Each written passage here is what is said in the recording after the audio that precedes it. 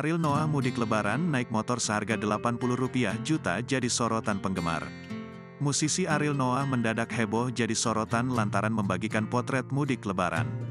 Pasalnya dalam momen tersebut, vokalis Noah ini bukan menggunakan mobil, namun dirinya justru memilih menggunakan motor kesayangannya.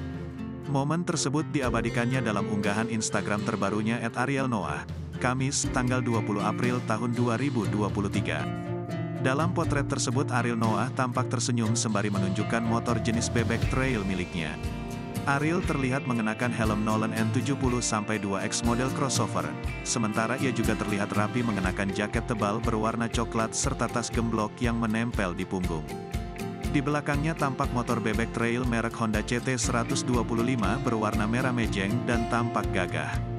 Dalam situs resminya, motor model tersebut dijual dengan kisaran harga Rp70 jutaan hingga Rp80 jutaan.